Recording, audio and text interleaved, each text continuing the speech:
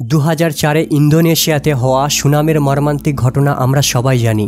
মানুষ তার বুদ্ধির বলে প্রাকৃতিক উপকরণকে কাজে লাগিয়ে প্রতিকূল পরিবেশের সঙ্গে লড়াই করেও সুবিশাল অট্টালিকা গড়ে এই পরিবেশকে নিজের বসবাসযোগ্য গড়ে তুলেছে। আর এই কারণে আমরা মানবজাতি নিজেদের সবথেকে বুদ্ধিমান প্রাণী বলে দাবি করি। কিন্তু প্রকৃতি যখন রুদ্র রূপ ধারণ করে, এই সুবিশাল অট্টালিকাগুলিকে তাসের ঘরের মতো ভেঙে দিতে কয়েক সেকেন্ড সময় লাগে। 2004-এ ভারত মহাসাগরে সুনামির কারণে সমুদ্রের বিপুল জলরাশি হঠাৎ করে প্রবল বেগে সমুদ্রের উপকূলের উপর বিশাল ঢেউয়ের আকারে আছড়ে পড়ে। আর এই সুনামির কারণে প্রায় 30 ফুট উঁচু ঢেউ ওঠে, যা দেখে গোটা বিশ্ব স্তব্ধ হয়ে গিয়েছিল।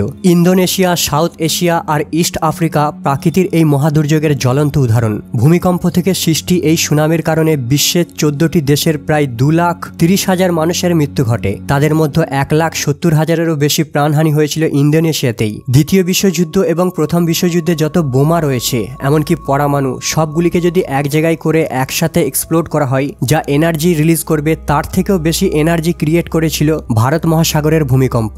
আপনি এই ফটোটি দেখে অনুমান করতে পারেন কত ভয়ানক ড্যামেজ হতে পারে, যা পৃথিবীর ইতিহাসে ঘটা সবথেকে ভয়ানক সুনামি ছিল। কিন্তু আপনি কি কখনো কল্পনা করেছেন সুনামির ঢেউ কত উঁচু পর্যন্ত উঠতে পারে? এই সুনামি কত বড় আকার ধারণ করতে পারে? আপনার জেনে রাখা উচিত, সমুদ্রের নিচে প্রবল ভূমিকম্প বা বিধ্বংসী অগ্নি উৎপাতজনিত কারণে নির্গত প্রবল শক্তির ফলে সুনামির সৃষ্টি হয়, যা অনেকগুলি ঢেউ বা তরঙ্গের সমন্বয়ে উৎপত্তির কেন্দ্রবিন্দু থেকে চারিদিকে ছড়িয়ে পড়ে।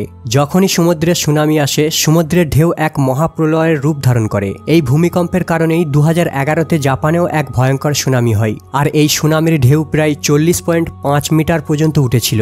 এই সুনামির তরঙ্গটি কেবলমাত্র আমেরিকার স্ট্যাচু অফ লিবার্টি থেকে মাত্র 5 মিটার কম ছিল। এখন আপনি কল্পনা করতে পারেন এই সুনামিটি কত ভয়ানক হতে পারে। তবে 2011-তে হওয়া সুনামিটির কারণে জাপানে ভারত মহাসাগরে ঘটা সুনামির মতো তত বেশি ক্ষয়ক্ষতি হয়নি। কিন্তু এই সুনামির কারণে সমুদ্রের পানি জাপানের শহরে প্রায় 10 কিলোমিটার পর্যন্ত ছড়িয়ে পড়েছিল, যার কারণে জাপানের প্রায় $30 বিলিয়ন থেকেও বেশি ক্ষয়ক্ষতি হয়েছিল। আপনারা হলিউড চলচ্চিত্রে নিশ্চয়ই সুনামির দৃশ্য দেখেছেন। 2011-তে জাপানে ঘটা সুনামিটিও হলিউড ব্লকবাস্টারের থেকেও কম ছিল না। এই সুনামির কারণে জাপান এতই আর্থিক ক্ষতিগ্রস্ত হয়েছিল, যা সমগ্র সাউথ আফ্রিকার জিডিপির থেকেও বেশি। আশ্চর্যের বিষয় হলো এগুলিকে রেগুলার সুনামি বলা হয়, যা এই ধরনের সুনামি মাঝে মাঝেই ঘটে থাকে যখন প্রকৃতি রুদ্র রূপ ধারণ করে। এই ধরনের রেগুলার সুনামি ছাড়াও আরও এক ধরনের সুনামি রয়েছে, যাকে মেগা সুনামি বলা হয়, যা রেগুলার সুনামির থেকেও অনেক উঁচু ঢেউ উৎপন্ন করে। এই মেগা সুনামি সব থেকে ভয়ানক হয়। এখন আপনার মনে প্রশ্ন জাগতেই পারে, আসলে মেগা সুনামি কি জিনিস?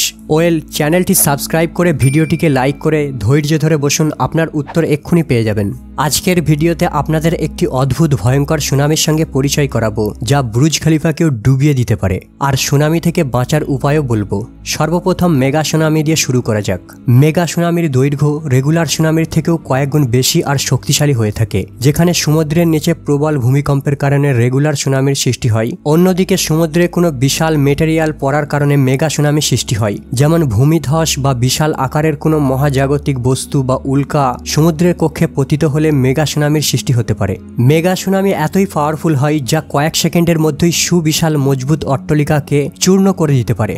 আজ থেকে প্রায় 57 বছর পূর্বে 1963 সালে মেগা সুনামি দেখা গিয়েছিল। আর এই মেগা সুনামিটি ইটালিয়ান সরকারের গাফিলতির কারণেই সৃষ্টি হয়েছিল। ইটালির শহর ভ্যানিস থেকে প্রায় 10 কিলোমিটার দূরে ইটালিয়ান সরকার আর কনস্ট্রাকশন কোম্পানি একটি বিশাল বাঁধ নির্মাণের কাজ করছিল। এই বাঁধটি ছিল সেই সময় সবথেকে উঁচু বাঁধ।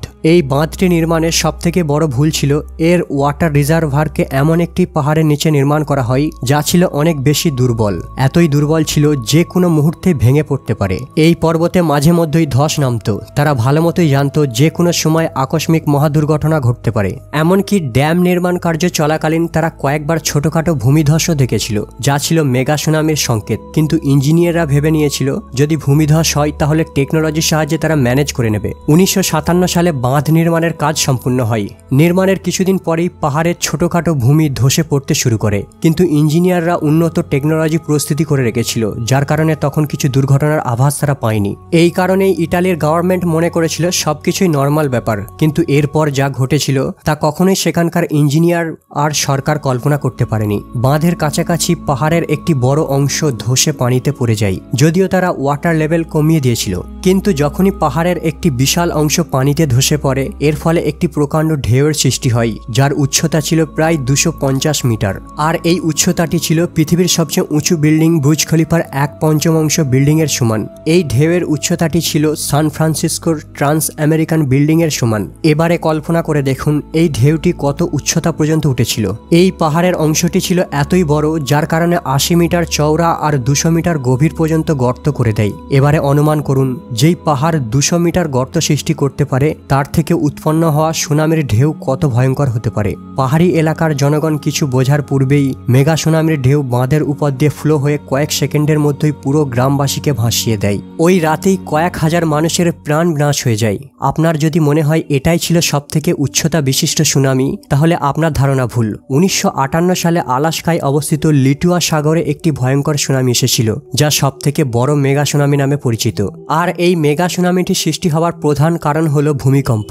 এই ভূমিকম্পের কারণে পাহাড় পর্বতের অনেক অংশ পানির মধ্যে পড়ে যায়। ফলস্বরূপ 1722 ফুট উচ্চতা বিশিষ্ট তরঙ্গের সৃষ্টি হয়, যা বুর্জ খলিফা থেকে মাত্র 1000 ফুট কম।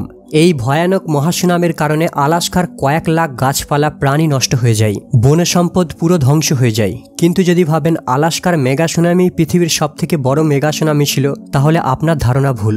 কারণ এর পূর্বেও প্রাচীন যুগেও সুনামি এসেছিল। যদি আমরা প্রাচীন যুগের সুনামি নিয়ে আলোচনা করি, তাহলে আপনার জানা উচিত আজ থেকে প্রায় 1.5 কোটি বছর পূর্বে ভলকানোর অর্ধেক অংশ সমুদ্রের মধ্যে পড়ে যায়, যার ফলস্বরূপ 1970 ফুট উচ্চতা বিশিষ্ট ঢেউয়ের সৃষ্টি হয়। আর এই ঢেউ আশেপাশের সমস্ত অঞ্চলকে পানির নিচে চাপা ফেলে দেয়। এখন প্রশ্ন হলো, এটাই কি পৃথিবীর সবথেকে বড় সুনামি ছিল? আমার তো মনে হয় না।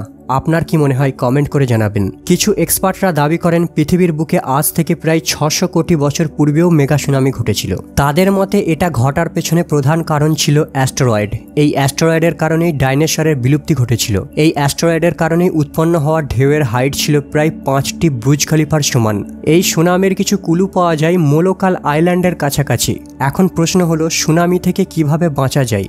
আসলে সুনামিকে কন্ট্রোল করার মতো এমন কোনো টেকনোলজি এখনো আবিষ্কার হয়নি, আর ভবিষ্যতেও আবিষ্কার হবে না। প্রাকৃতিক দুর্যোগের কাছে বিজ্ঞানও মাথা নত করতে বাধ্য হয়। সাধারণত দেখা যায় সমুদ্রের বুকে 50 ফুট উচ্চতায় ঢেউ ওঠা কমন ব্যাপার, কিন্তু এই ঢেউয়ের কোনো গতি থাকে না, তাই কোনো ব্যক্তি ক্ষতিগ্রস্ত হয় না। কিন্তু সুনামির ঢেউয়ে অনেক গতি থাকে, আর এই গতিশীল ঢেউয়ের সম্মুখীন যদি আপনি হন, তাহলে আপনার মৃত্যু নিশ্চিত।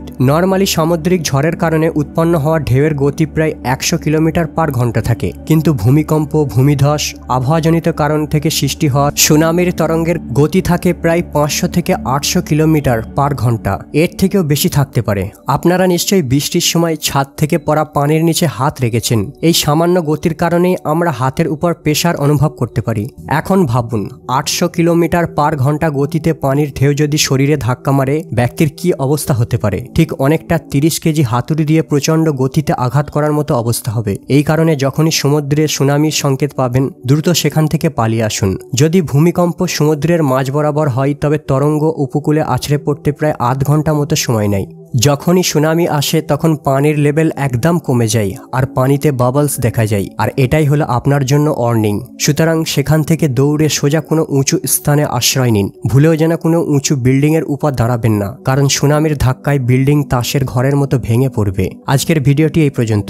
আপাতত বিদায় নিলাম, দেখা হবে আবার পরের এপিসোডে।